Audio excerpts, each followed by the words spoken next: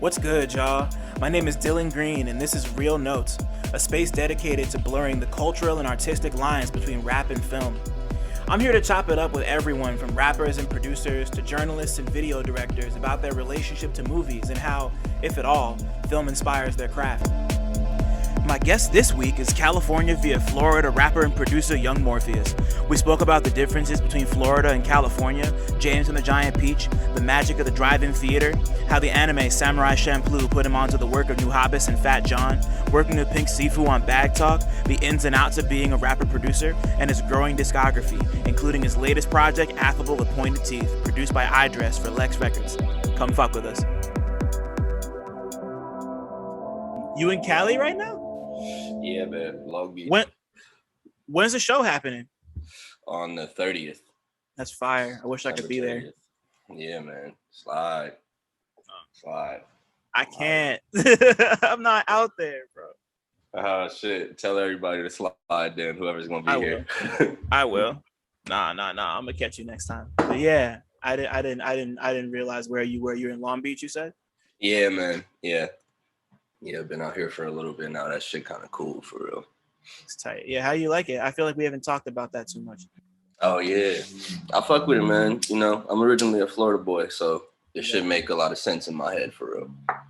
Yeah, it's just like, is it just a weather thing or is it a people thing too, or like an atmosphere thing? Yeah, it's probably that. I mean, Long Beach for sure is definitely like more similar to Miami than LA is. At least the parts of Miami that I was like raised around. Long Beach is more similar to, in that it like the people, it's just more chill, more lax. I'm fucking with that. I've heard that a lot about Long Beach. I've never been, but yeah, man. I've heard good shit. I've only ever been to like LA, and it was for like 2 days. It was cool, but you know, like it's the stuff. Yep. I'm already going, dog. Trust. So, damn. I got my questions. Okay. All right. It's drop time. What's cracking, everybody? Welcome back to. This is gonna be the first one back from break because I took a 2-week break because a nigga's tired, like straight up. But we're back at it. I'm so happy. Dylan, CineMasai. I do a lot of shit. I can't even think of my spiel, but it doesn't matter because I'm sitting with somebody that, you know, like I don't even know where to start with this guy, you know, rapper, producer, man who single-handedly bringing the word cracker back into the consciousness. Like it's you and JPEG Mafia, bro. And like you know, like it's I feel like this has been a long time coming. He's been dropping crazy product for the last couple of years, and we're finally here to talk about a lot of it. We got Yungmorpheus in the place to be. What's up, G? Thank you for coming, man. I appreciate you being on my shit. Like, hey, for real. Man. Nah, thank you, bro. Thanks for having me, dog. It's a blessing to be here and be heard in any way. You know what I mean? Always. Like that's the whole ethos of this whole shit, you know, just like a little corner for people to just come and be seen. Well, maybe not be seen because we're not doing video yet, but definitely be heard type shit. Word. Hell yeah. All sorts of good shit. So let me start this off with the same question I ask everybody, which is what was the last movie or TV show you watched that you had a strong opinion about? Low key, there was this show on HBO called Night Of that I just finished. I don't think I know what that is. What's it about?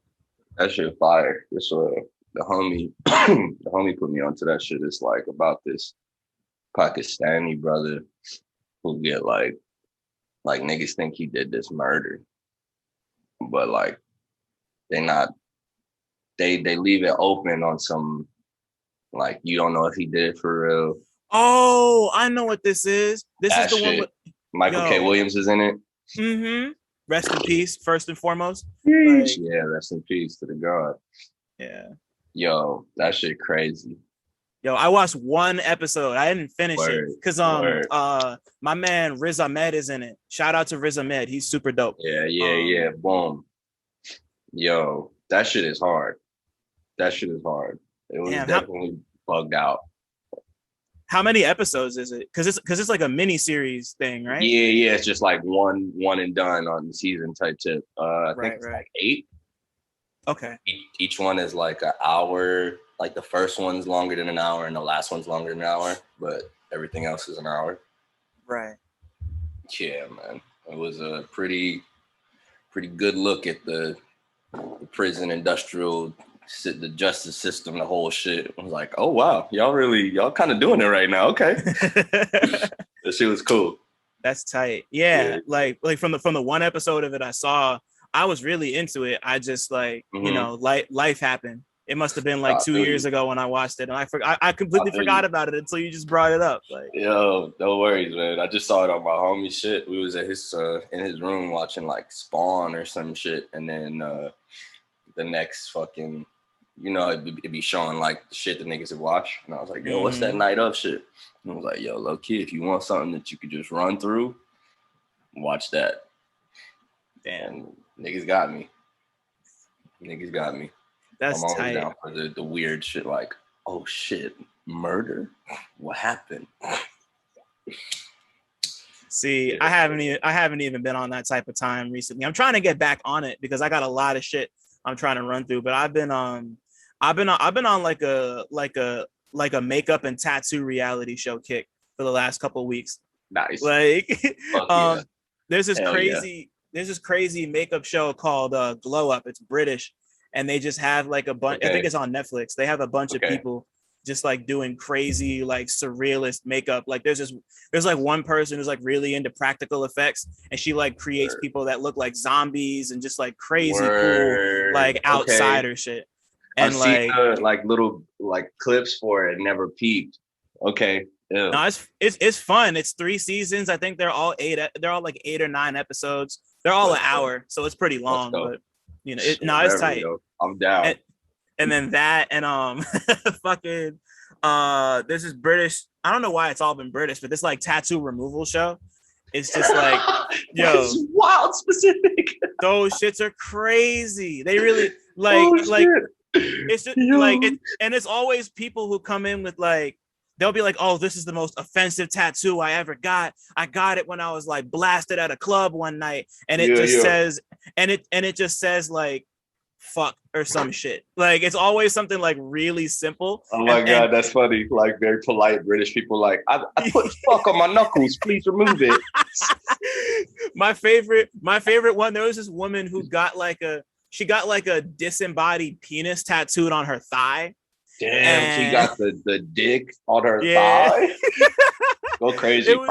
It was because she was in she was just in a space where she was just like fuck men type shit, which I completely get. And she was just like, I'm gonna just get this dick on my side, like, and like,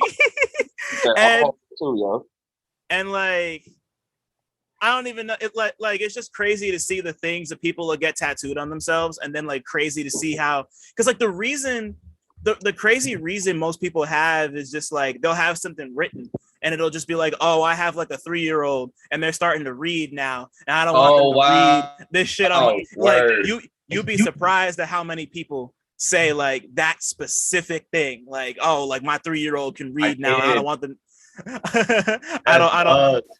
I don't want my 3-year-old to read eat pussy on my chest or some shit, like. No, I don't need my toddler saying who's the chocha killer. Like, that's funny as hell. I mean, it makes sense. The children are sponges, man. For real, like especially that young, like.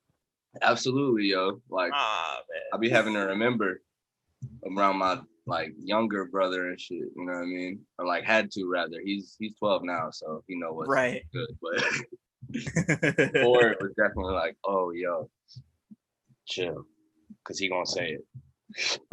That shit is real though, honestly. Like I feel like my younger sister might have even been like that sometimes. I definitely passed some things down. Like on some bullshit. Oops, my bad. Hey, fuck it. We're all here. You all right. You a human. You're come to learn. But you mentioned earlier that y'all were watching Spawn. Had you seen Spawn before? Like, are you a fan? Like, how'd you like it? Yo, the show is fire, low key. Oh, you're watching the show? Okay. Yeah, no. We was watching the show, the old joint. Yeah. The, Todd McFarlane shit. Mm-hmm. Yeah, man. I hadn't watched the movie. I ain't seen the movie and shit. Like, the show is gas. It's what's his name? Keith David. That's Keith David as fucking Spawn. Shout out to Keith David. He's amazing. No, the show is dope. It didn't run long enough. How long is that shit? Because I just watched like a couple episodes with bro and was like, yo, I'm gonna have to start this from the jump. Like, I feel like it's got to be like a season, like not long enough. I don't know. I think it had more than one season for real. Oh, did it? Yeah, I think so. Because when we was watching it, it was like he was on season, like he was on a different season. You know what I'm saying? Mm-hmm. Let me see. Oh wait, no, there were 3. No, I'm tripping. Yeah, there were 3 seasons. Yeah, okay. yeah. But I feel you still not long enough. Nah, for real. Like it's like the 90s were kind of weird for adult animation, and like people still weren't taking it seriously, and they still kind of aren't, low key. Yeah. But like it was even more crazy. I guess it's before Adult Swim and HBO took a chance on it. Like, yeah, like that was a pretty wild time. Like, there's more space now. You know what I mean? You got more outlets where you can flesh out the adult cartoon shit. You got like Adult Swim, which is the obvious, and then you got like all the streaming shits where you can get shit off. Like, they was really like, hey, yo, fuck it. For this real, is a grimy cartoon, nigga. Like, oh shit. Yo, all right. Have you watched The Midnight Gospel on Netflix? Oh yeah, man. Son. Yeah, nuts. Yeah, like that one. Like that shit honestly might have changed my life. Like I don't even know. Like, damn. Okay. Shit. But when you put it like that, a lot of when you put it like that. Oh yeah, nah, that's definitely one of those. And like because like it's between like the fish man talking about magic when they go to the interdimensional prison where they keep dying and coming back. Yo, that one's nuts. And then the shit with his mom, that shit devastated me, man. Yeah, like, yo. Nah. And like his mom had just died recently too. Like I think they put it out right after she died or something. Like, yeah, I did some background on there. Like, yo, I gotta find out why. Like, why is this show like this and shit? And I guess it was because that nigga had like a podcast or some shit, and he was talking to niggas, and then they would like animate it. But I think that was the premise. No. Yeah, I'm pretty sure it was done by the guy who did Adventure Time, Pendleton Ward. He did all the animation, which is super dope. Word.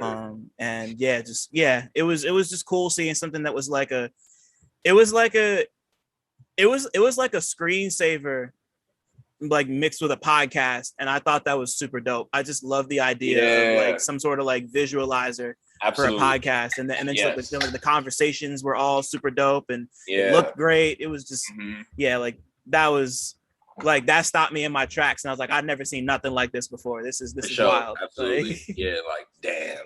And y'all just okay. And there's a visual narrative, but fuck, oh shit, you know what I mean? Like, and the president's a baby man. Like, it's just weird fucking shit. Like, very good. And like fucking like that's why I love animation so much, because it's just like it amplifies.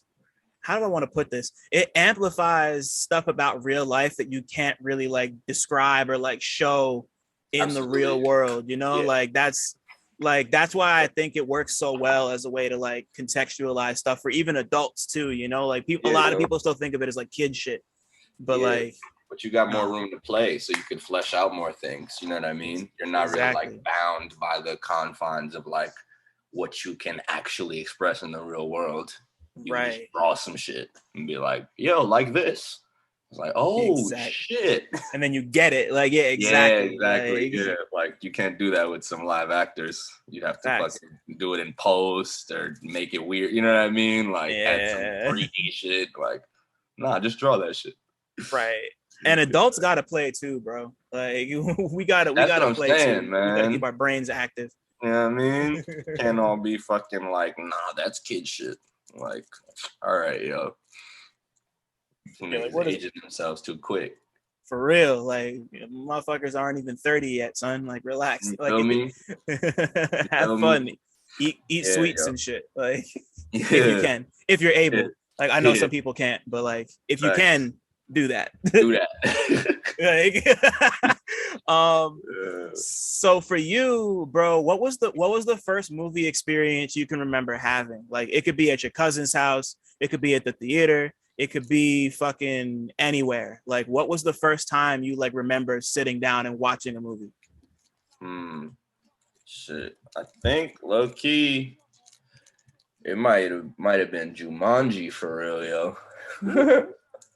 The first Jumanji at a drive-through theater. I feel like that's the first one I can remember. What year did Jumanji come out? Oh, it must have been like mid 90s. I don't remember the year. Yeah, then that would make sense because I was born in 93. So I would have been like a child. So that would make sense as...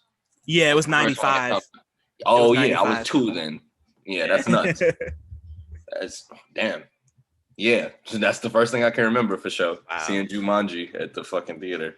That's crazy. And it was a drive-through. That's so fire to me because like we don't really have very many drive-throughs up north like that.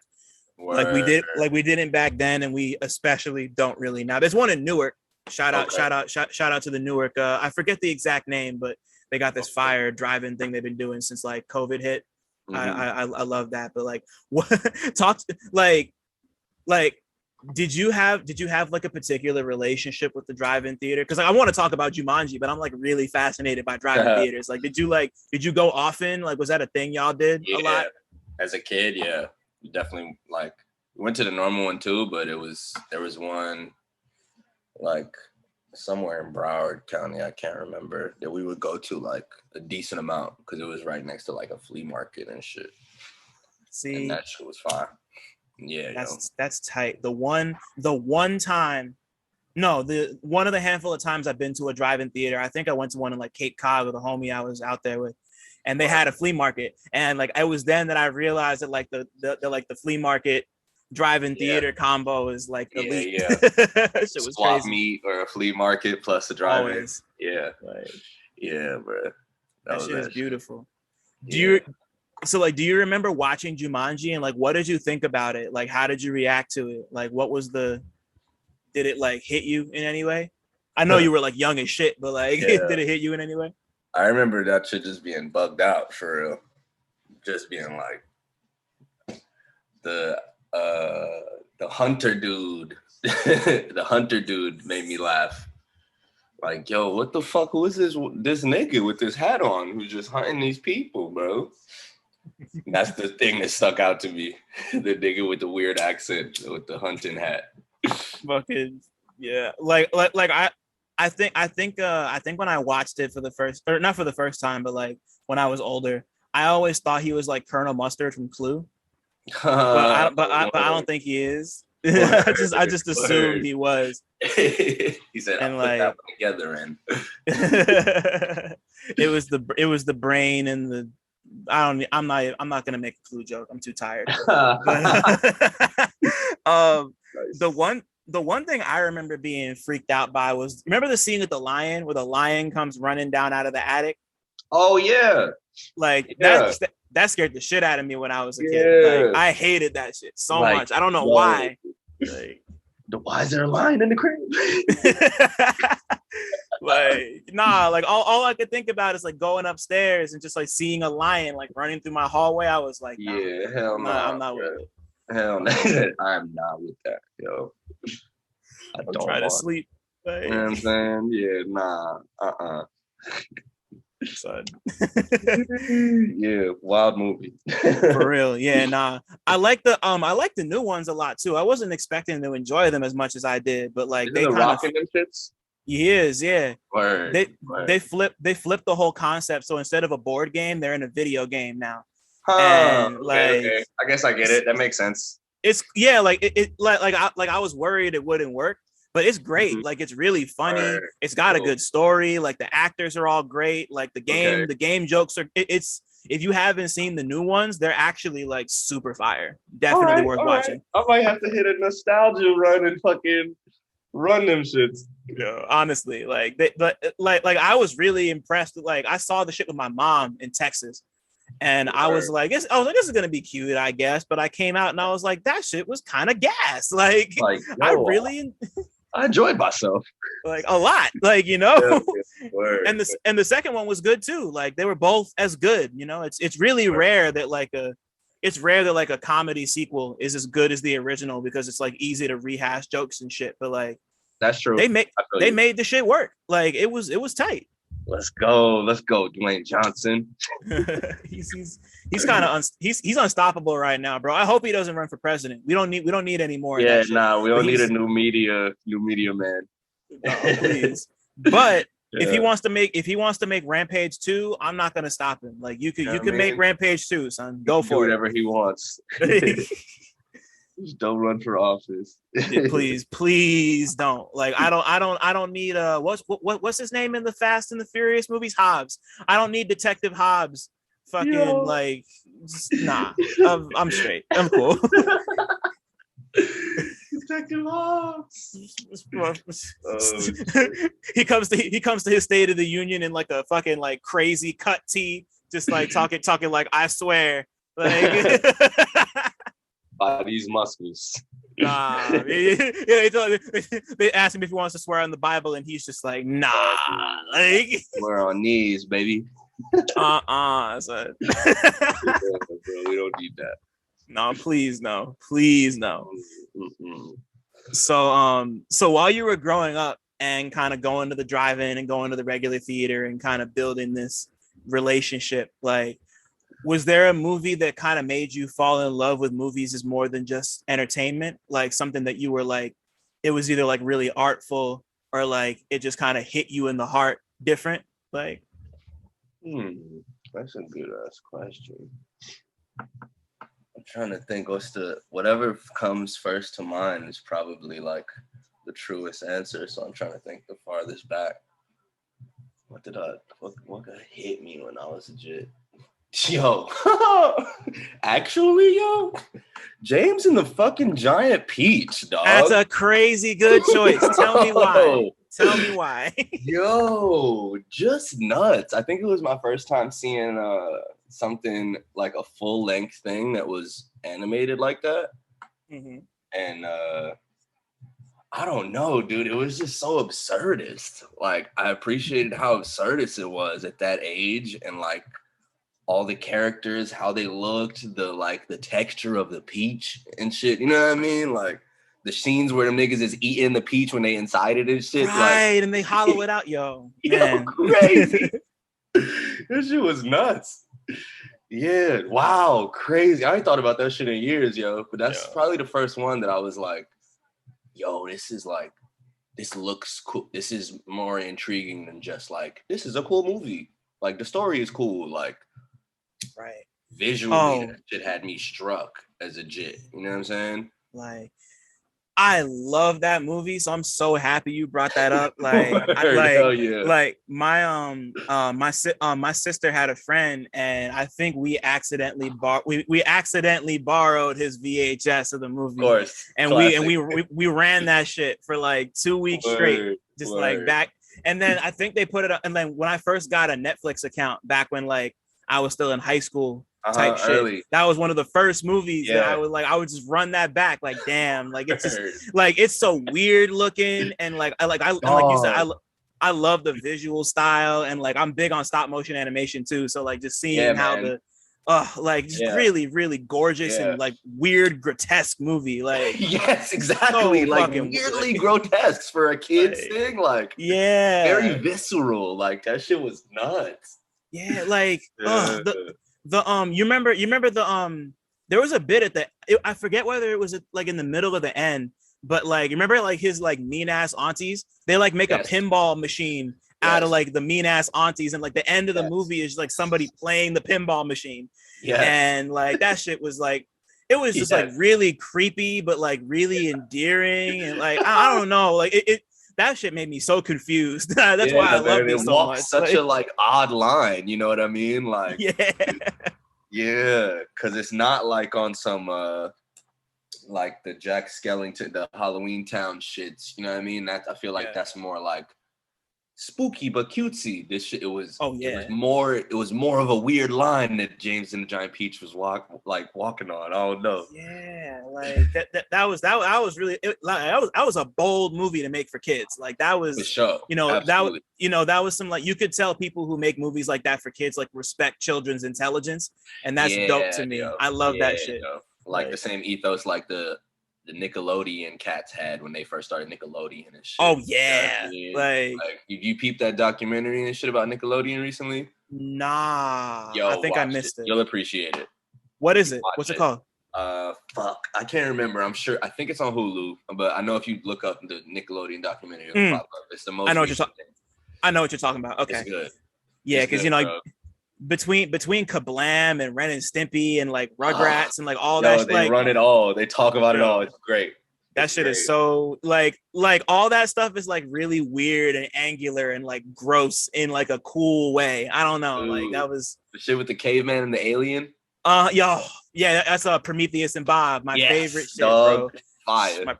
Love Prometheus and I love all that shit, man. That's my whole bag. Yeah, same, bro. That's what I grew up on, for real. The best. And also all the songs in James and the Giants all the songs hit too. All the songs were great. Like the one song where like the spider is singing and like she and James are having the Now I'm gonna watch James and the Giant Peach later, bro. You fuck my day up. Hell you fuck my day up, bro. It's a classic, man. I'm gonna have to run it back because I haven't thought about it in so long, but everything just rushed back. Like, yo, damn, that was a great one early. Yeah, like foundational for sure. Like, yeah, you know what I mean? Definitely in that regard. I was trying to think of some shit that wasn't like I just saw this. Like, that was a foundational joint without a doubt. Like, nice. Looked at, you know what I mean? Just change the way niggas looked at shit without knowing until you get older. You know what I mean? And that's the most beautiful shit. That's what I love about movies. You know, like you like that shit really molds us. And like it's like before we move on, like it's to the point where when I was younger, I used to watch so many movies and just kind of take it in. Like, you ever notice how like when you think about a memory, right? Like sometimes you'll like cut it like a movie, like you'll cut it from like angles that you couldn't possibly have seen because you weren't that person. Like, like you're doing like reverse shot between like viewpoints that you've never had type shit. Because everything you ever saw it from was the first person. Exactly. Like you looking back at the memories from like fucking the aerial joint or like a side. That shit broke our brains, honestly. Like that shit is wild to me. Like it's like film kind of like broke the human brain, and like that's how I see everything. It's so crazy. Like you said, yep, that was one of the early scenes in the movie of my life. For real, like you're joking, but like that's real shit. I feel you. It pans out to a vignette, fades to black to a vignette, and I remember when I was 7. Son, like you're really. That was the first time I really tasted a corn, and thought, this is sweet, not just savory. Shut the fuck up. Oh my god. No, I feel you, dog. That shit is so real, man. Yeah, man. I feel you. Trust in more ways than one. My shit be more like specifically tied to the music shit, where it'd be like, oh, I remember what song was playing, or like what, you know what I mean? See, like very much tied to that. I get that too. So like it's just like that's what that's what this shit is. That's what Real Notes is all about right there. Like this is what the whole thing is about. I love it. Hell yeah. He said, you hit the mission statement, my nigga. Like let's go. Hell yeah. So let's take it there. When did you first fall in love with music? It doesn't even have to just be rap. It could be anything. Yeah. Like, no worries, man. Fucking pretty early, dog. My parents was like pretty religiously into like copping CDs they liked, you know what I mean? Yeah. So it's like early shit. For the shit that's of their accord, it's probably like DMX and Mace, because those are CDs that my mom and dad played a whole lot. Like my mom played a Mace shit and like Mary J. Blige, and my pops would just be listening to like DMX and SZA for real. You know what I mean? And I was like, sheesh, this shit is crazy as a jit. And then like, but the shit that I think I first started, what was the two moments that I could think of where I was like, yo, this is the shit that I like, was when I asked my pops to cop me the Word of Mouth CD. Shout out to Luda. Right? Yeah, bro. I had to have that as a kid. Whatever year that came out, I was like, yo, we got to go to the CD store and I need that. And fucking whenever, so a couple years after that, I think whenever I had a PSP and it was right around when I started fucking with Adult Swim, but I was like younger than my peers type shit. I might have been 12. Yeah, maybe 12, 11. And found The Mouse and the Mask and like mad Nujabes shit because I was watching Samurai Champloo and shit. And you know, there it goes. Down the rabbit hole we go. You know what I mean? Yo, like, let me tell you, so many people had so like Samurai Champloo was the one. Oh yeah. Like for me, for you, for like that was a huge one, dog. I formed whole friendships off that shit. And man. Like oh God. And like just like because so good. Because you mentioned I don't know whether you pronounce his name Nujabes or Nujabes. I've heard both. I don't know which one it is. I feel like I've heard Japanese niggas say Nujabes. Okay. So that's what I've read with, but I don't fucking know. I never knew him. You know what I mean? Right. Yeah. Yeah. I'm a stick with Nujabes because that's the one that always comes to me. But be straight. He changed my life. Like, I'm not even gonna front like that. Like hearing fucking like metaphorical music and like modal music and shit like changed my fucking life. Like, oh my God, man. Like all them shits. Even the fucking that nigga Fat Jon and shit. Son. Like, you know what I mean? That Fat Jon specifically was definitely like because that show was like the first time I was like, yo, I fuck with beats. Like, beats are dope. I like listening to I like rap music, but I also just like listening to beats. Right. And there was it was early like digging for music online days, and I was trying to find, you know how they had 4 soundtracks to the show? There was the impression joint, the blue joint, the green joint, and 2 other shits. Yeah. And I was trying to find all of them, and I did eventually. And the one I liked the most was the one that had like a gang of the Fat Jon beats on them. So then I was like, yo, who, like the Nujabes and Fat Jon shit was cool. The Suchi shit was kind of cool, but it was a little too like, for me at the time. But yo, them 2 niggas, man. For real. Changed the whole shit. Like, oh, I like thinking and listening to this. Son. Like, I'm not even gonna repeat anything because I literally had that same experience. Like, there were like 4 beats from the show.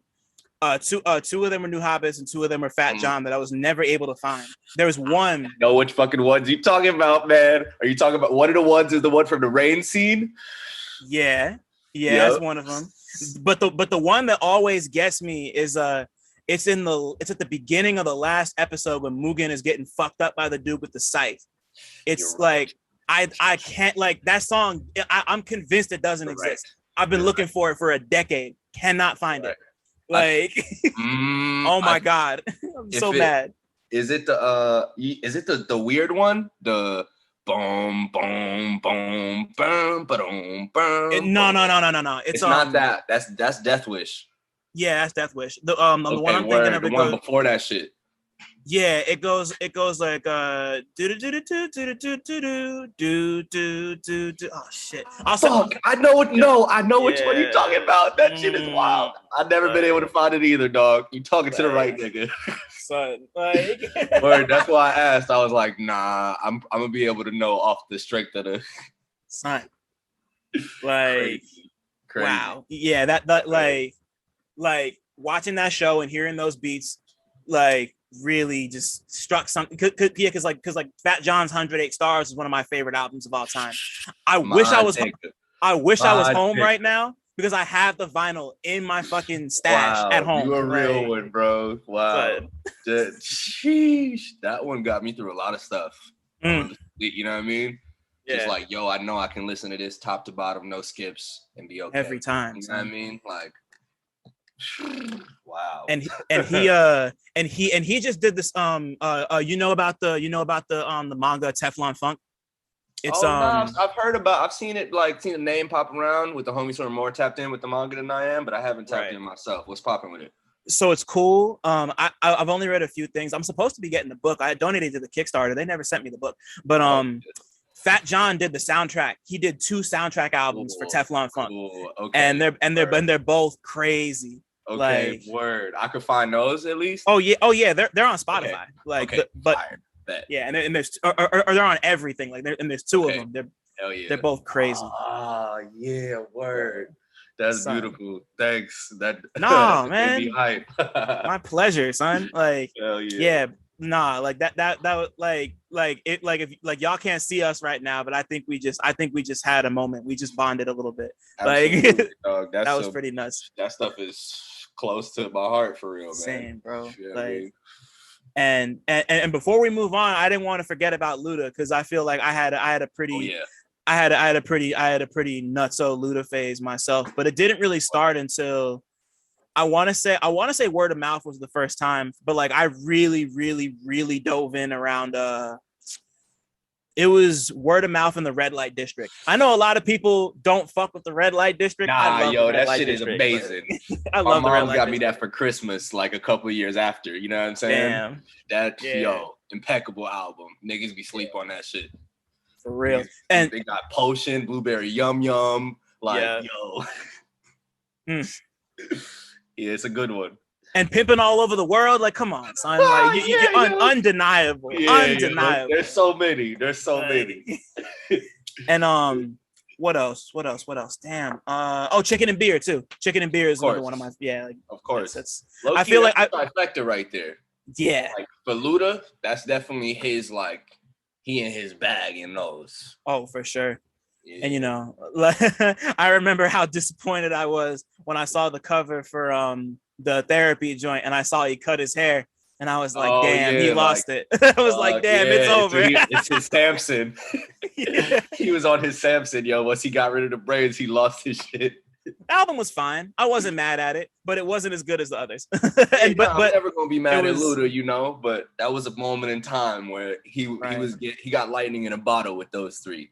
Oh, for sure. I mean? Like, not even a question, son. Like, yeah, he was Luda on his run, especially with the videos paired with the songs. Like, he was untouchable, son. Untouchable. Like, the other day, what joint I couldn't stop bumping. I was like, fucking. As a matter of fact, it was when I was in New York last, yo. I was just bumping Southern Hospitality on repeat.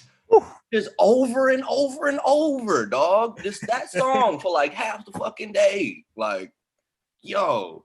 And then he was kind of spitting a little bit. Niggas be trying to put Luda in a certain space, but he was rapping. Like, he raps when he wants to. That's what I'm saying.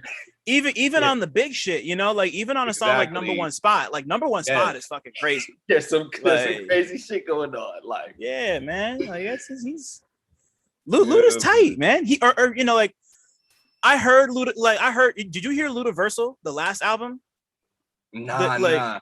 It's not good. Yeah, there's certain cats, you know what I mean, that I'd be like, yo, I'm gonna just hold that space, and I'm not even gonna tap in with the new shit unless one of my homies is like, hey, yo, I heard the new shit is fire, just to like not even sully it.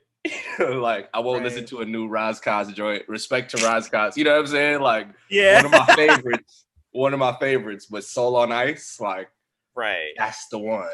You know what I mean? Oh, hell yeah, and like you're not trying to let a new Horseman album fucking fuck Oh that shit up, man, like yeah, bro, yeah, it breaks my heart, dog. Like, damn, dude, really yeah, need the beats, you know what I mean? Because a yeah. lot of them niggas can still rap and be like, why are you rapping on shit like this?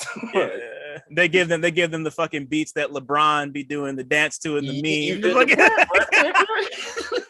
No, stop it. Hurts me, man. It hurts me. Gotta get them on some of them bare loops y'all be rapping on. That's basically it. Yeah, shit, that or just something, you know, because it don't even gotta be like super. I was just talking to Zed when I hung up before we started chatting about like it. There's so many niggas, dog, like that these cats could tap in with and they can make amazing albums with. Like, yo, it's too crazy. Like, there's no reason that the Locks ain't getting A&R'd properly right now. You know what I'm saying? Mm-hmm. Like, I'm not gonna do the name drop shit, but there's 3 niggas I can think of right now that would make probably their best body of work with them. It's like, I think I know. I think I know one of those 3. I'm not gonna say it either, but maybe I'll tell you later. Yeah. I'll probably tell you later. yeah, I'm sure you do. So you have a really robust relationship with both music and film, it seems like, which is always super dope to me. But like, as you were growing up, like, was there ever a period of time where you like consciously linked the two of them together and real? Well, I mean, we kind of already went into that with the Samurai Champloo shit, but like, was there ever another moment where you kind of had this this realization, like, damn, like music and film kind of go together in that way? I'm trying to remember. It might have been. Oh shit! Yo, low key. This is kind of a funny fucking answer. It was still when might have been when I was in high school. I was breaking and shit. Like, that was my shit for a long time. Like, that's tight. Yeah, man, that was my life before all this shit. That was just like, I'm a b-boy. You know what I mean? Like, going to jams, competing, you know what I mean? Almost getting into fights over dancing for no reason, you know what I mean? Dumb shit. Like, you got served type shit. That's crazy. Yeah, like, yo, what's up? Don't touch me. Goofy shit.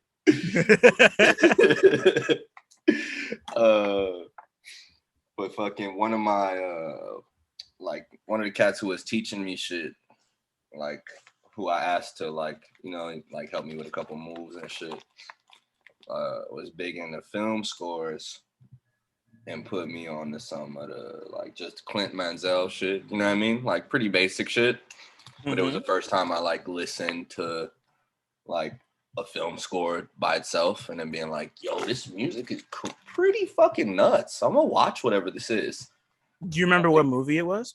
I think it was for The Fountain, bro. Ooh. Yeah. Wow. Yeah. See, people kind of shit on The Fountain. People who've seen The Fountain, because not very many people have seen The Fountain. Yeah, but it's a pretty in the cutty one. Niggas like to be like, sure. I don't know. I thought it, at least at that time in my life, I was like, yo, this is pretty bugged out. You know what I'm saying? It is, yeah. Like, for anybody who doesn't know, The Fountain is a Darren Aronofsky movie, the guy who made Requiem for a Dream and Black Swan. Like, he makes crazy movies, and it's probably one of his like least toned down ones, but it's still pretty wild. And the music's tight. It's like, it like kind of sort of involves time travel, but it doesn't really. Like, it's like him writing a story about him trying to find the love of his life over the course of like 1,000 years. He's like a conquistador. He's a doctor in the year 2000, and then he's like a fucking bald spaceman who lives in a tree or some shit. Like, it's that type of shit. Yeah, man. But the score is loose too. Yeah, like I've been meaning to rewatch The Fountain again too. Like, you're just making me re-add movies to my list and shit. Hey man, these are ones that I should rewatch too, because I'm curious if they still hit. You know what I mean? Right, like, bro. They definitely hit when I watch them. But like, fucking what movie hit when I watched it when I was young, and I watched it recently and I was like, this is fucking boof. Waking Life, bro. Oh, really? Damn. Yeah. Okay. That's rough. That's rough. Yo, I loved it. But that was like when I was in college and like first started smoking weed. You know what I mean? Yeah. And then like now as a grown man, I was like, yo, this feels like very like fucking like masturbatory. You know what I mean? Like, I can see it. You know what I mean? It felt, I don't know. Like I was watching it with the homie at the crib and we couldn't even get through the whole shit. Like we got through like 20 or 30 minutes and was like, dog, shut the fuck up, nigga. Like, yes, I get it. Who hasn't thought about their fucking existence? And like, you know what I mean? It felt like stuff that was very like, I'm 16. I just smoked some good weed for the first time. Like, just did shrooms. And like, are we here? Are we not? Like, welcome to the psychedelic experience, my nigga. Like, great. You're starting to wonder. You know what I mean? Facts. It's good for like that moment in college when I saw it. Right. Like, fuck, this is crazy. Whoa. Yeah, because like, there's always going to be someone who discovers that shit for the first time. And that's cool for them. Exactly. And like, yes. And like real quick tangent. That's how I felt about the new Candyman, because I thought because I thought it was just okay, and so all I'm gonna say is the shit kind of felt like racism and gentrification for dummies. Like, okay, say less. That's all I'm gonna. But say less. But it's cool. I wasn't mad at it. It looks great. It's pretty scary. The actors are all good. It's like worth watching, but it's just like it gave me that same thing you got from Waking Life. Okay. Type shit. I understand exactly what you're saying. Okay. And but on the subject of Waking Life, the thing because like I love the rotoscope technique. As what got me when I first saw it. For sure. Me too. Like that's why I watched The Scanner Darkly also. That I was just about to go there. Like to me, A Scanner Darkly is so much better than Waking Life. I love A Scanner Darkly. One of my favorite movies ever. That shit's cool. Weird as hell. Like very good one. Yeah, like I had a DVD copy. Why did I say it like that? I had a copy of the DVD somewhere and I lost it, and I'm mad because it's not streaming nowhere. I can't find that shit. Yeah. Right, and that was and that was right before Robert Downey Jr. really popped off as Iron Man too. Like that was before he had his big second wing career shit. He was. You're right. Because it was him, Woody Harrelson, Winona Ryder, Keanu Reeves was in it. Son, like yeah, man, that was a great one. Definitely far better than Waking Life. Absolutely. Yeah, I think I think it asked better questions and did a good job and did a better job of exploring those questions, and like the shit just looks crazy, you know. Like you could trip and watch that, and well, maybe don't trip and watch that because I'm thinking about the scene with the bug dude in his house. I was just thinking the same shit. That shit would fucking send me off one. Like, no, I gotta get out of here. It's fucking bugs on me, like that shit. Yeah, what a movie, bro. That's That shit. Anybody like younger than like 25 listening right now who hasn't seen A Scanner Darkly, that's a head bust. Go watch fucking. Go watch fucking A Scanner Darkly. That movie's amazing. Immediately. Like wait, what? Nah, I should have cracked your brain open. The book's really good too. Shout out to Philip K. Dick. He's super dope. Word. The guy who wrote the short story that inspired Blade Runner. Philip K. Dick books have been adapted into like 80 different movies. Realize. Yeah, it's the same guy. That makes sense now. Yeah, nah, that's fire. That shit is crazy. Yeah, shout out to Philip K. Dick and shout out to fucked up science fiction. Like every day. Like that's my shit right there. Yeah, same. Give me that shit. So as an artist, you came onto my radar at first when you teamed with Liv Pink Siifu on Bag Talk. That was when I was like, oh damn, like who's this Morpheus cat? And I ran through and listened to everything, and I was like, yeah, this seems like my type of shit. So before we move, of course, you know, like before we move on to like more specific solo stuff, I was just interested like about that project and like working with Liv, like working with Siifu, like what was y'all's relationship like at that time, and like what do you bring, and like what did you bring out of each other that made you think like, yeah, I got to do a whole album with this dude? Low key, we had known each other for a grip before that, for real. And like, I think niggas met when I was living in New York, like maybe 2017, 2018 or some shit like that. And it was just like some mutual respect shit off rip. And we had always talked about it, but it like never lined up. And then by the time I moved to LA, and I think it was like, I was working on some shit with G before G passed. And then after that happened, we was like, yo, we gotta just do it.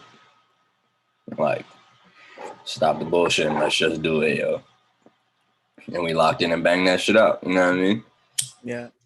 And it was organic because that's my man. You know what I'm saying? Very like, yo, let's just go ahead and run that. Bring some beats. I'll bring some beats. And let's just do what we do. Right. And yeah, like it felt organic too. Like it just felt it just flowed so smooth. I think about Black Ice a lot. That's probably one that I go back to more than any of them. But that, yeah, man. That whole album is crazy. That was when I was like, yeah, Morpheus somebody I gotta watch. Cool. Word. Hey, it seemed that was the hook for a lot of niggas. So I'm glad Cass was like, yo, okay, who is this? That's tight. Hell yeah. So it's also crazy to me that you started out as a b-boy. I didn't know that. So like what made you want to make the transition from being a b-boy to being a rapper? I don't really know, man. I'm gonna just blame it on the trees and the beats for real. Like it got to when I was in college and shit, I started noticing I was like listening to other shit than like the b-boys that I was kicking it with and shit. Like I come to practice and be like high, trying to break to beats, you know what I'm saying? Yeah. Like, and niggas be on there like, yo, this is too slow. This is too weird. And I'm like, dog, what are you fucking talking about? Nigga, like, this is hip hop. Like, if y'all can't, I'ma just be dolo. So now I start like just smoking by myself on a hill and then going to the dance studio at school when it was empty and being like, yo, bet I'm gonna just get it off for a couple of hours over here. Then after a little minute, them little hill sessions started to turn into like, man, I'm about to write some shit. Niggas be, fuck it, yo, why not? And it was less going into the dance studio and more just sitting on the hill, just listening to beats. Like, yo, I'm having a good time just smoking to these and just like writing words down, man. Then eventually I started recording some shit. And that's it. Yeah. That's so loose. What were you listening to? Was it anything specific? Yeah, a lot of like Obliv, Twami, you know what I mean? Sounds about right. Ali, yeah.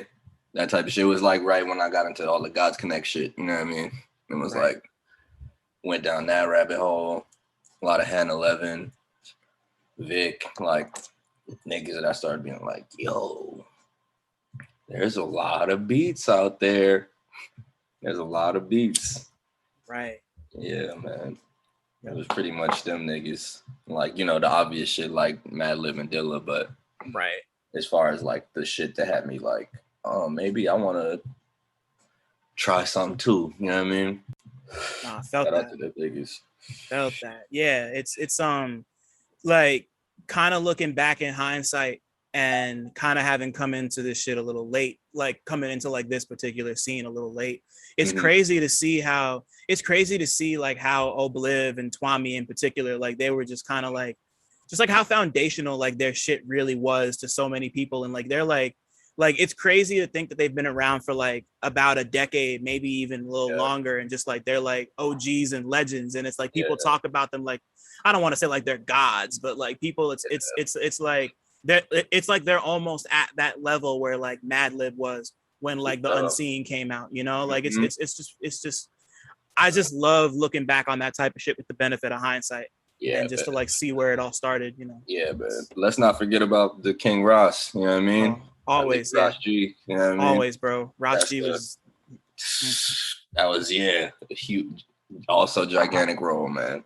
Rest in peace, for real. That bowled me over, bro. That was so much. Yeah, man. Yeah. That hurt a lot of us, man. You know what I mean? That hurt a lot of us. For sure. Yeah, but you know, he lives on through you, and he lives on through everybody who was kind of putting that shit forth, and that's all we could really ask for, honestly. Like, he knows it. Shit. Yeah, he knows it. Oh man, that's what gives me solace. There's a little drawing of this nigga right here sitting next to me. Damn, that's so fire. Yeah. I love it. Hell yeah. Before we move on to these specific projects, I know you also make beats, which I'm surprised it took me so long to even bring this up. And people don't even really talk about that super often. But like you really be out here cutting up on some shit. Like what what inspired you to do that? Like from going from just like listening to beats on the hill to being like, nah, I could do this. Fucking man, I'm not even gonna hold you. It was kind of like sparked by like after I did my first little like attempt at a rap project in like 2016. It was cool, it was whatever. And then I was like, yo, I'm really trying to like make beats for real. Like I hadn't figured out my rap style yet. I was still like not really confident in that. It was like,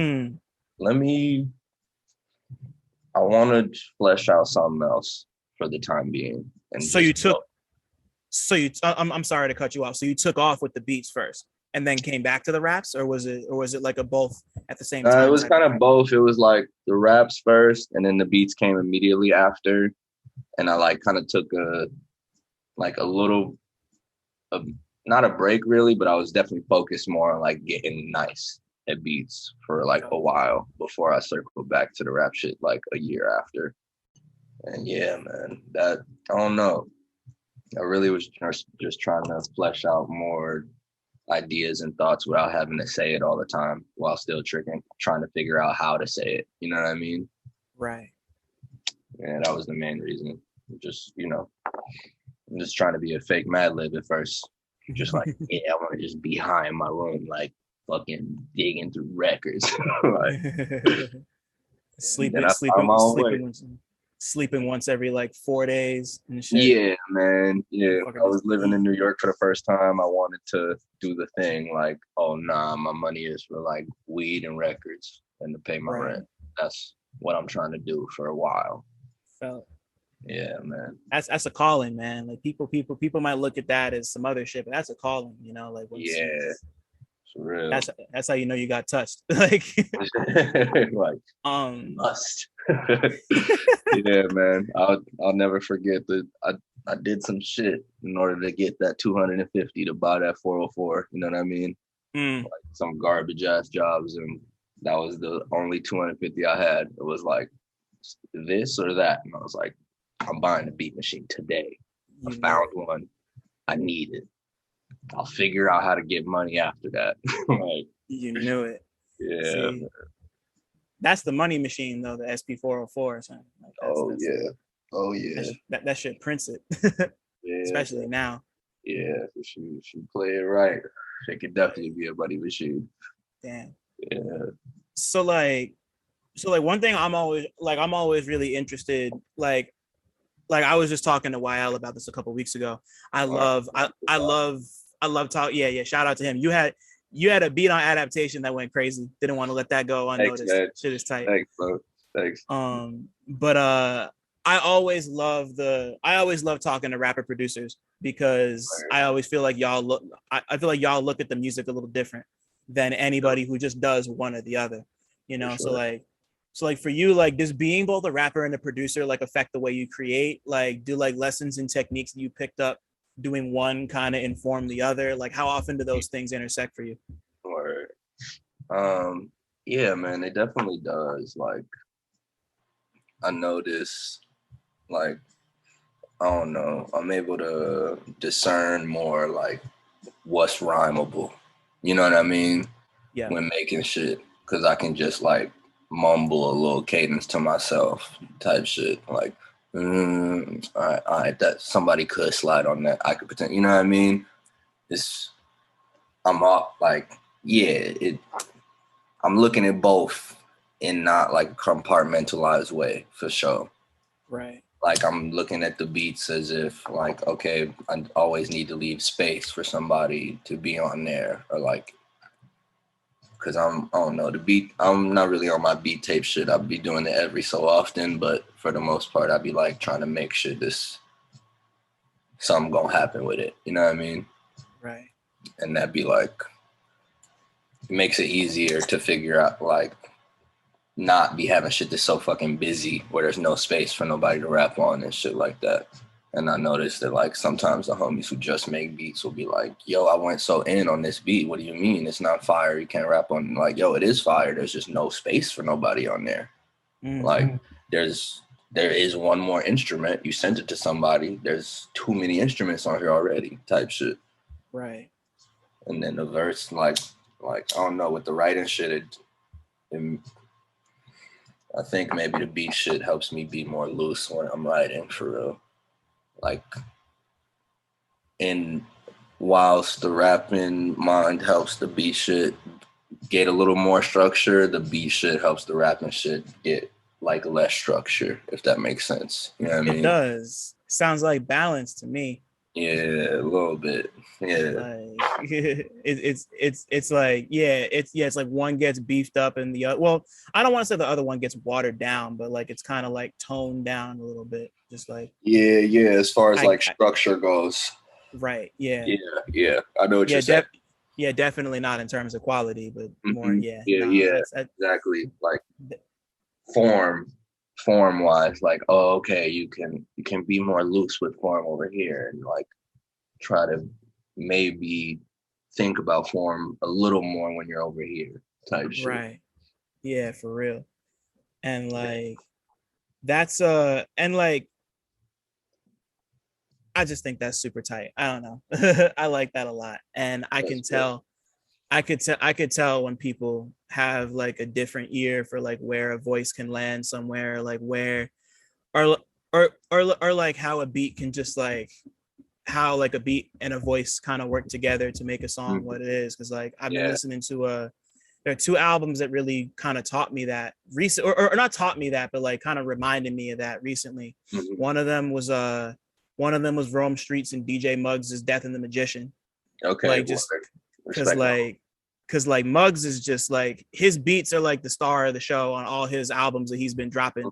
And you know, like the rapper just gotta like find space to like make it happen. And like so like I would say it's like stuff like that. And man, even this new Injury Reserve record that just dropped today, like shout out to them because that shit is crazy. Like just I need to peep that shit. Zero did all the work on that. He's been working on it. Yes, he did. Yeah, man. Yeah, man. Put in that host, so I need to peep that.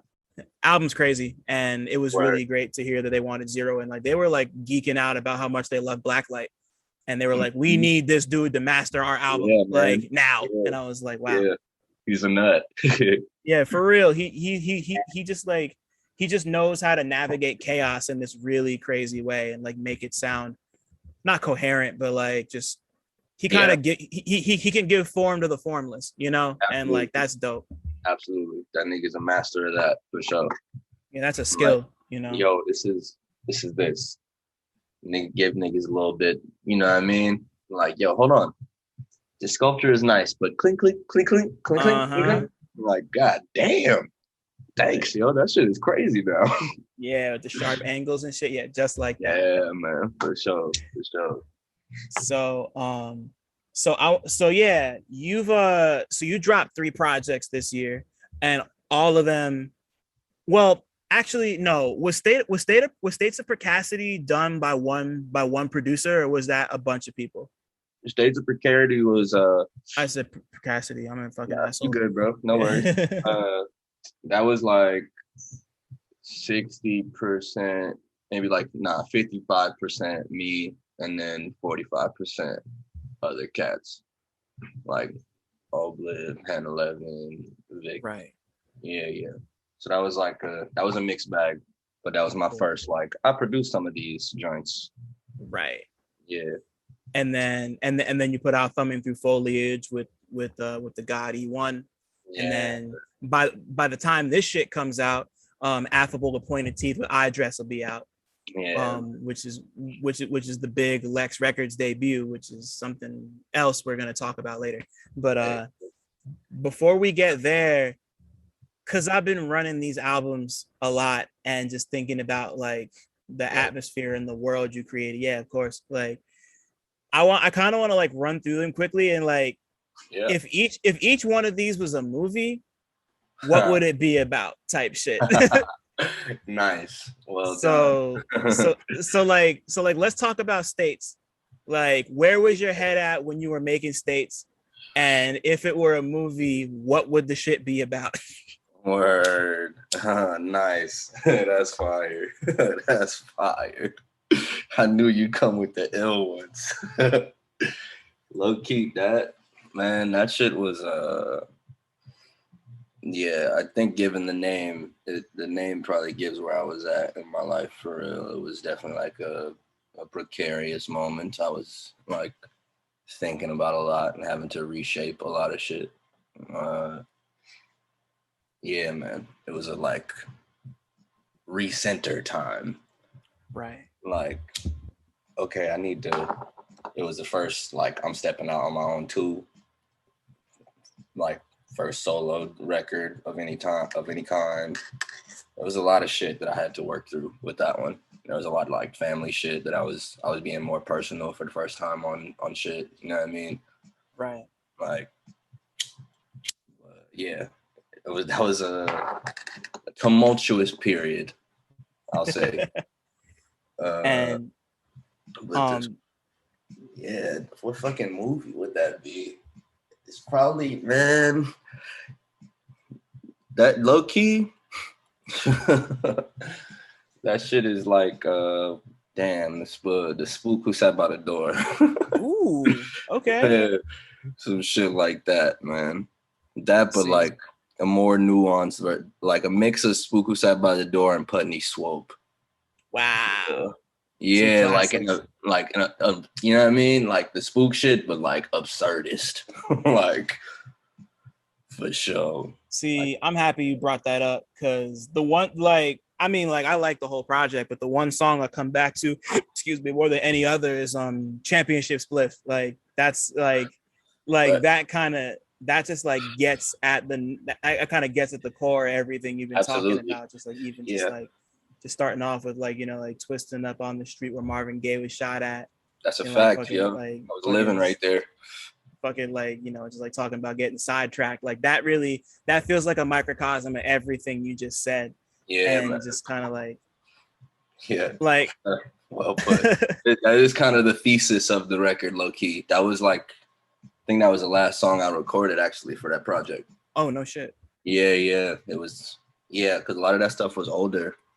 You know, I think I recorded that like I'd taken a couple things off and was like, yo, nah, I need one that kind of like puts it in a pin, just so if that I don't want it to get twisted on this joint. You know what I'm saying? Right. Like, that's why it's so open. It's just the fucking horns and the bass. You know what I mean? Yeah. And you just are like, oh shit. So it's kind of what this nigga's about. All right. You know what I mean? Like, and you know, like your voice is the percussion type shit. Yeah. I love the makeup of that song and just like, thanks, man. Yeah, bro. That's really the one that I come back to so often. And then I saw you go on Kind of Neat with it too, and just like it just works, man. It just works. It's like it's nice and short too, like, but it doesn't. It's like short, but it doesn't feel like unfinished or any sort of like you rushed it. It's just like it just needed to be a minute 33. You know, like no longer than that. Yeah, because the other ones, there's more room to play. I had to have one that was like, this is pointed. You know what I mean? Like, because that was really a snapshot of where I was at for real. I was living at on that street. I would walk like by that. It was a yo. There was like whenever I go for my like a walk every so often, when I'm like, yo, the apartment getting too smoky. Let me get some air or whatever. Yeah. I passed by this fucking creepy ass spot. I was living in this like studio in kind of like mid city ish. I guess that's what that would be called. And I walk by this creepy ass house all the time. Like, yo, what the fuck? This shit is weird. This is a weird, creepy house. Smoke by it, look at it a little bit, pass it. It was like a thing. You know what I mean? Like, damn, why is this house so fucking weird? Come to find out, it's the fucking house Marvin Gaye was clapped at, man. That's crazy. Yo, like I was talking to like Shorty in the car, and she was like, "Oh yeah, you know that's the house Marvin Gaye died at." I was like, "Yo, what?" I always look at that shit like, "Yo, something's weird about this house." Yeah, man. Vibes confirmed type shit. Yeah, yo, exactly. Big time. I couldn't let that was like, yo, nah, I can't not say this. This is nuts. You know what I mean? Right. Yeah, it's just like I'm always really stuck on like the very first, like either like the first bar or like the first section of like a bar or whatever. Yeah, it's just like twisting up on the street with Marvin Gaye was shot at is just such a like, that's like a what? Like it pulls you like, right yo, in, you know? What like, the fuck? Yeah, just like right in the middle of the action shit. Like, yeah, yo. No room to breathe. Yeah, like, whoa, okay, I guess that's where we're at. Damn. You know what I mean? You could look that up and be like, okay, so I guess he was on this street. Like, type shit. Right, for real. And you know, so that shit is dope. Like that a ton. Respect. Walk me through thumbing through foliage with E1. Like where was y'all head at when you made that? And if it was a movie, what would it be about? Word, nice. Low key, we did all of that pretty remote for real. And I was kind of working on it simultaneously as states a little bit. Like I'd bounce in between depending on what zone I was in. You know what I mean? But the fucking, I don't know, that shit just felt swampy to me. Like very like in the swamp, very earthy, like, yeah. I wanted it to be like not as what's the best way to put it? I wanted it to be a little more triumphant than States of Precarity type shit, but also wanted it to have this like a similar level of gravity, and was trying to like balance those shits. And E1 was just sending the packs of nutso shit, you know what I mean? So I kind of just had to piece it together through that, and then we worked together on the track list and shit, and it came together to be what it was. And that's when it started to be like, yo, this feel like some deep in the near the alligators in Florida, you know what I mean? Like, yeah, shit like that. And that's kind of what I feel like. If that was a movie, it would be like some fucking like Return of the Dead type shit, but it's like niggas in the swamp. You know what I mean? Yeah. Like some shit like that. Like all the niggas who were like in the water, they rise up like, hey, remember that shit, nigga? Back. You know what I'm saying? Like all the slaves who said they gonna take the dive, or who were killed and thrown in the water, arising out the, like, crawling on the ocean floor to somehow get to the swamp. Yep. Shit like that. That's what that would be, yo. Because that's crazy.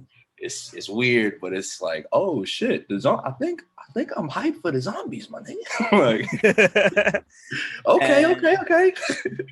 And like, wow, it's once again crazy you bring that up, because Middle Passage is my favorite song on here. Like, word, yeah, man. Like that's you know, and I mean like if you're listening to this and you don't know what the Middle Passage is, I'm not telling you that shit. Go look it up. But Yeah, for real. That's a like exactly.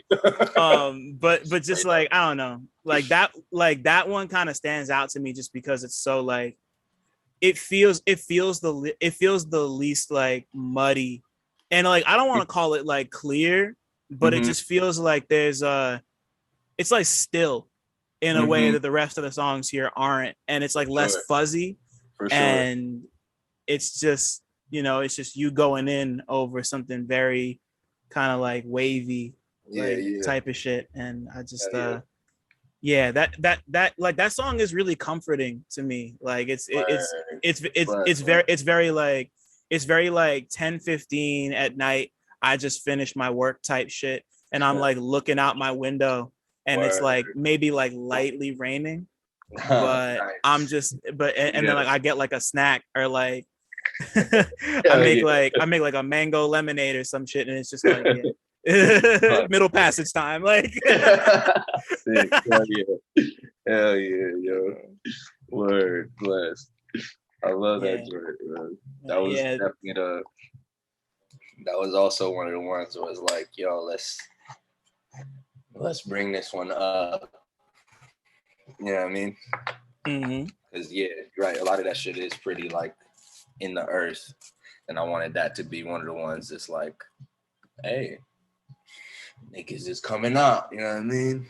Like, yeah, yo. And then on top of that, like Fistful of Greens and the song with Obi-Wan, I think Table for One, like those bless. Shout out to Obi.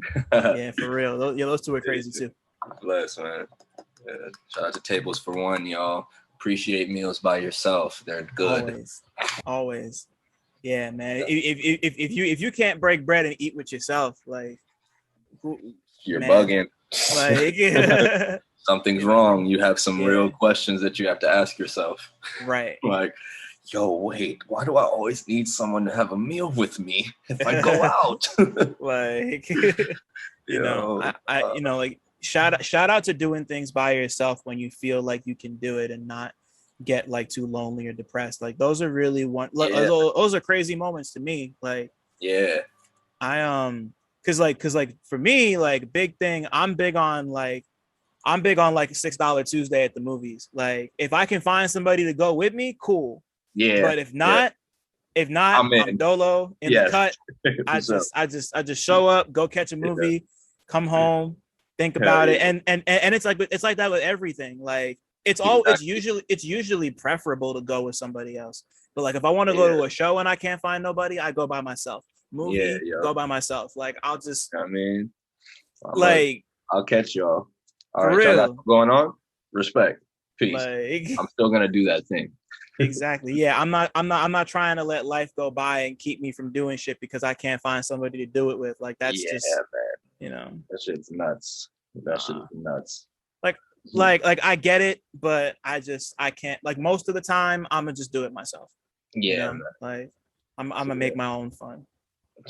But because who you got?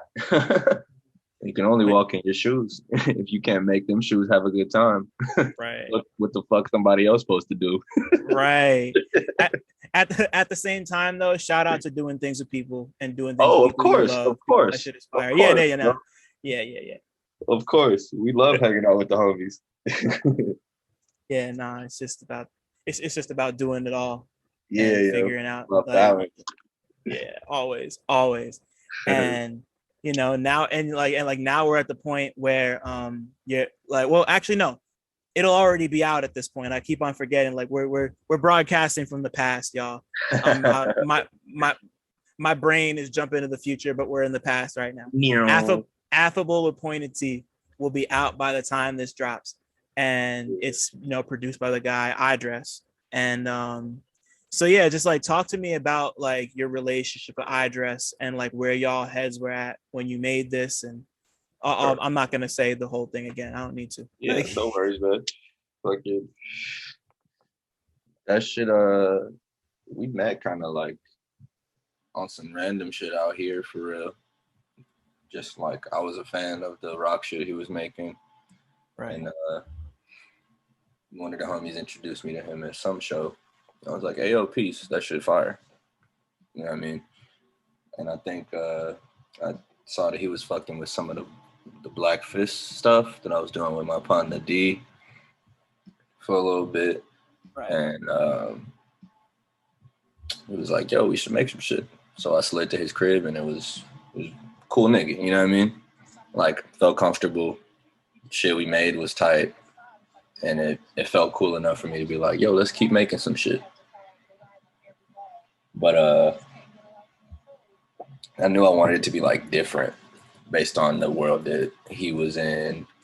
And like, I didn't want it to be like some rock shit, but also wanted it to be different from like the 2 joints that I just did, for real. You know what I mean? Right. Yeah.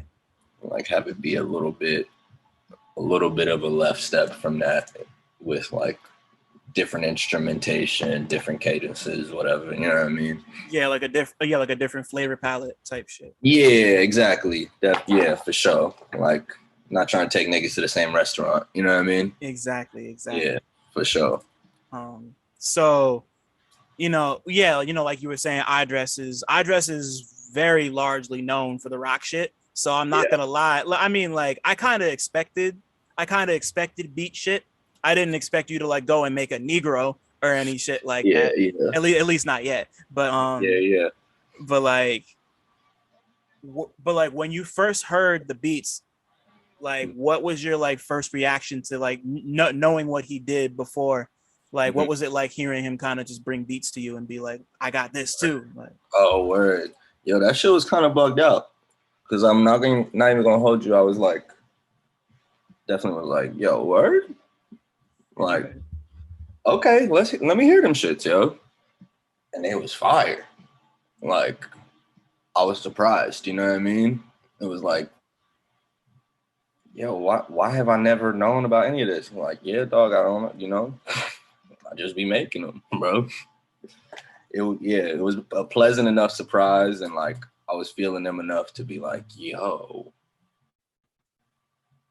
okay, what's up then? What's up then? Because as you know, I'm sure you could tell I'm a fan of beats first. So that shit had me like, he piqued my interest, if nothing else. Right. For sure. And it's like the samples I hadn't heard with like weird synths and shit. Like, oh, let's go. And I'm like really stuck on the title too, like Affable with Pointed Teeth, because like like being affable is like being friendly and shit, but like you got pointed teeth, so it's just like I'm friendly, but I'm not that friendly, you know? Yeah, like got the shark biters on. I like that dichotomy type shit. That's cool. Like, why? Like of all the titles for these last 3 projects, like that's the one that really sticks in my head. Like, what? Like how did you come to Affable with Pointed Teeth? Man, I don't even remember. Like, low key, I was listening back to all that shit and was like after cats had decided what it was sounding like, I was starting to listen to all the joints and was like, yo, this shit, like, it's smooth, but it's not, you know what I mean? Like, it's super smoothed out, but it's definitely not. Like, yeah, it's like jagged.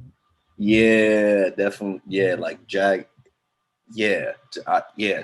but smooth as shit. Like Jagged Edge, there was a rap group. I'm mad I didn't even think about that before. Fucking yeah, man. Shit, where was I going with that shit? What was the last shit I said before Jagged Edge?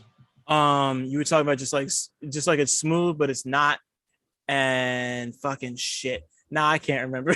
Nah, you good, man. You good. I don't remember. You good. Well, yeah, man. Fucking that.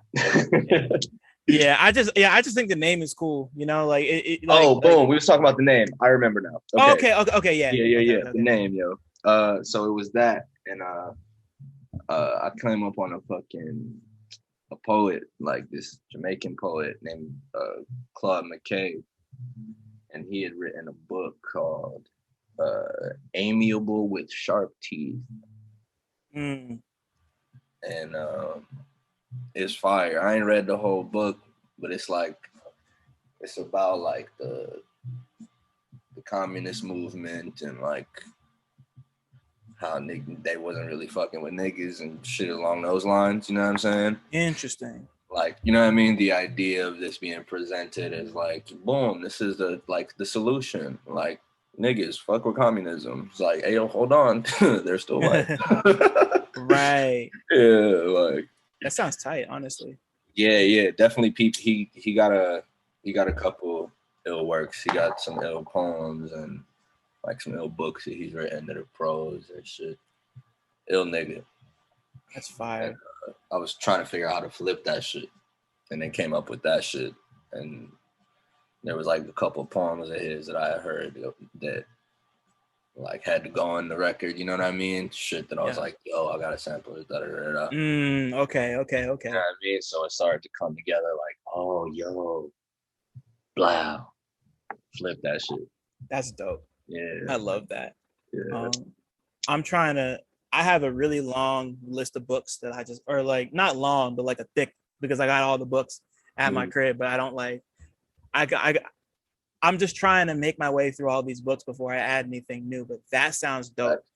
I'm trying to like, there's this crazy book I found about, it's about the history of, it's about like the early history of animation and how it's tied directly to minstrelry.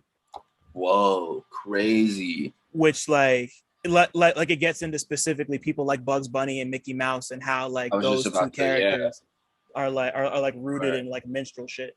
That would make sense to me. Mickey Mouse more that makes more sense on the nose. Bugs Bunny, I'm intrigued to see the early shit. It makes sense too.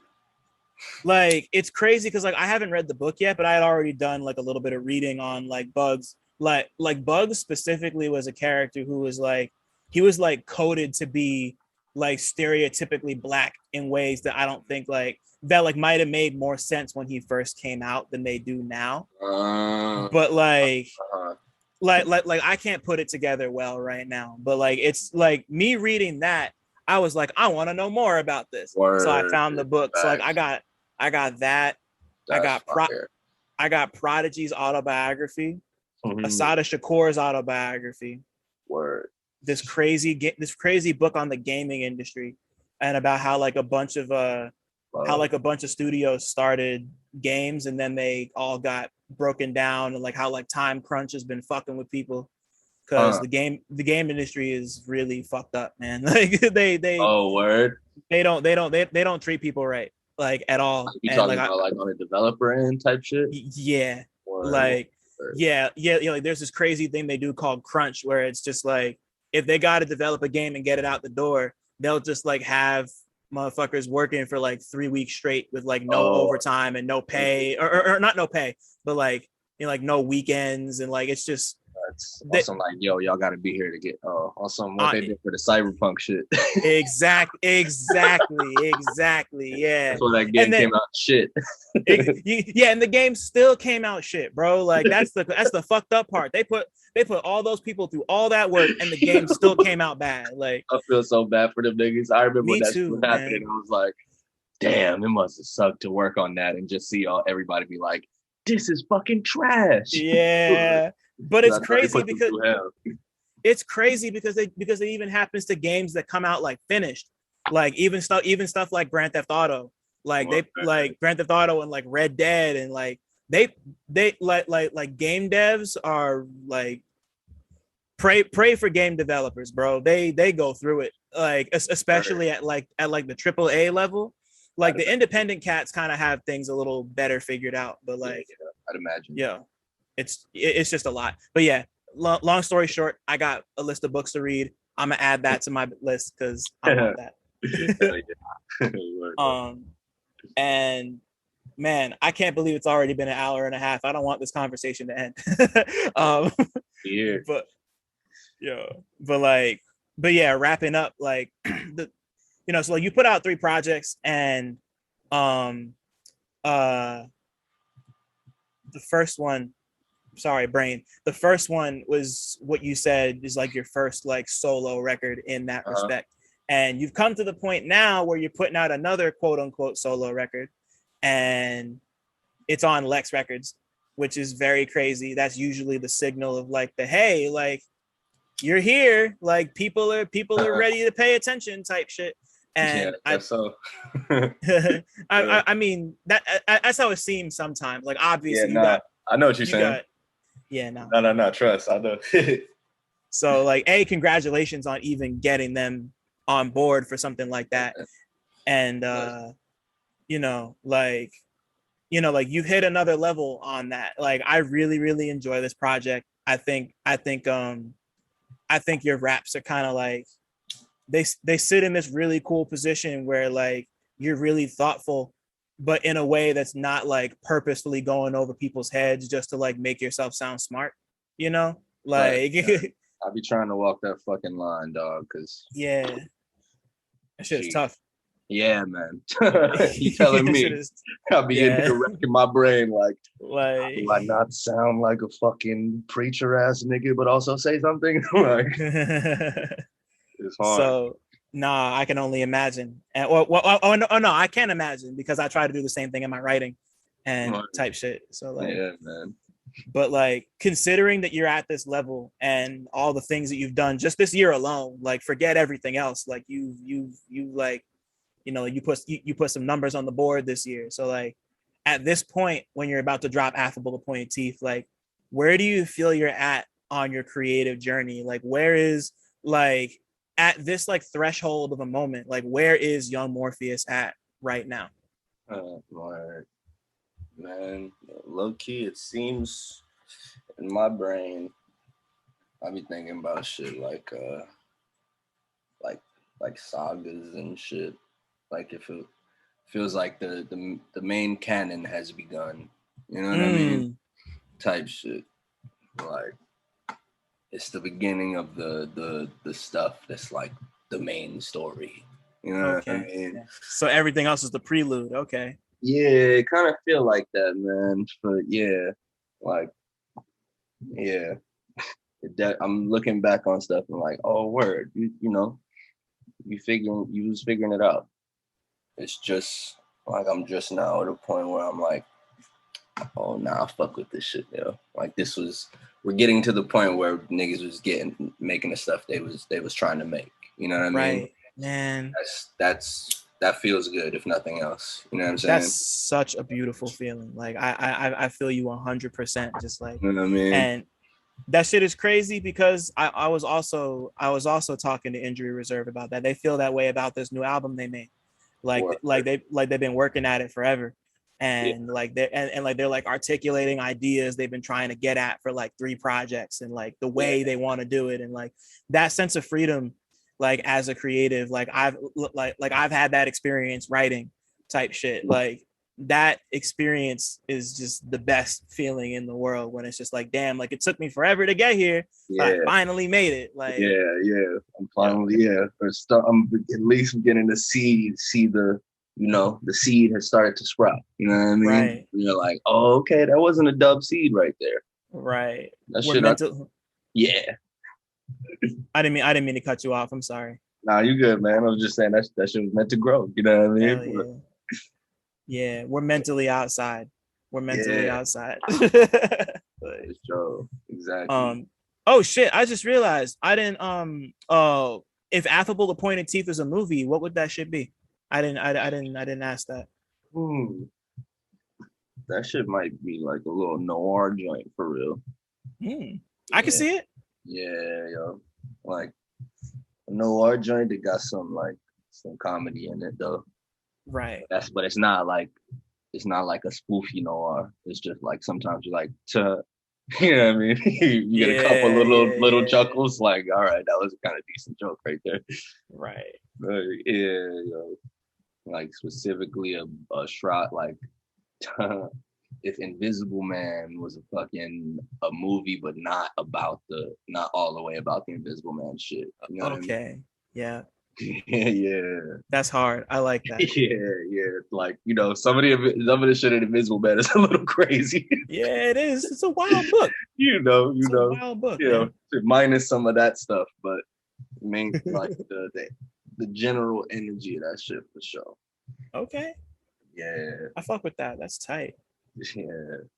I don't have any more questions, but Morph, gee, this was honestly super crazy. Like, thank you so much, bro. Like, what the fuck? Appreciate you, man. Yeah.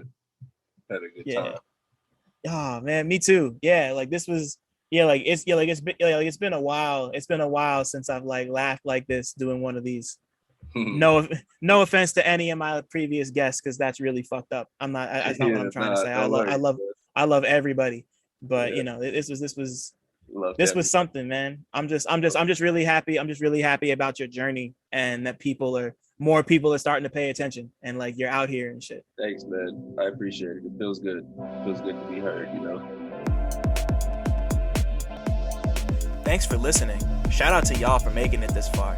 And shout out to all the Black people listening too, because y'all really impeccable. Don't forget to like, subscribe, and tell a friend to come through next time. 1.